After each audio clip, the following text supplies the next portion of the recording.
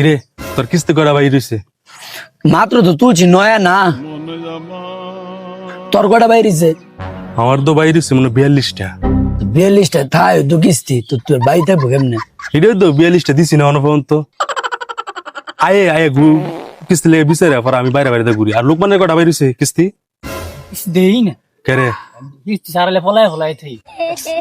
ঠিক আছে তো, ঠিক আছে না, আইয়া খালি ঘুরে যাবো গা তো কি আরবো তাইলে। আইলো কি টিয়া দিতাম নাকি? না আমরা ট্যাক্সি দেখে তো টানছি হ্যাঁ। তো নাঙ্গো কি ঠেয়াত না অন তো ঠের মাইছে ঠেয়ার মধ্যে বইরেছি দেখে তো ঠেকিয়ে বইরেছি। তাইলে। আর টিয়া দিবি তোরা বেশি দে, তোরা 1 লাখ টিয়া দিতে 1 লাখ টাকা সংসার খরচ হয়ে গেছে গা। হ্যাঁ একদিনের খরচ। আরে যেদিন টেটা লই আই একদিনে 1 লাখ টাকা শেষ। বাজারও গেছি, শোর মধ্যে কোনো জিনিস পড়লাম কি তুই এই না না সব লই হ্যাঁ সেদিন জালিটা লইছে আমার চোখের সামনে এই বড় ঋণ করে খাইলাম।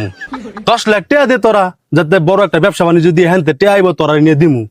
হ্যাঁ হ্যাঁ বেরবারটা ভাঙমু না বের ভালাই রাখবি। ফালাই রে অল্প কিছু দেশ দিয়া তোরা না নিতারস না আমরা চলতারি আরো মাই দে ফারা বাসের সিবা একবারে দিয়ালা বাড়ায় দিয়ালা একবারে। তোর কিস্তি কিবারে?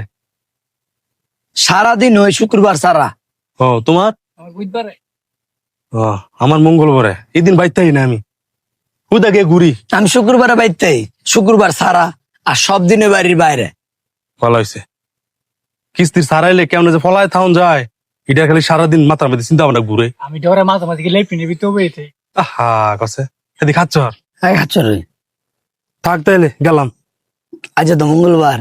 যে কোনো সময় কিস্তি ছাড়া উপস্থিত থাকতে পারে। আমার কথা জিগাইলে হুদা না করে দিবি, যারে দেখছুই না চোর সামনে পড়ই না হয় বুঝছস, কয়ে দিস জায়গা।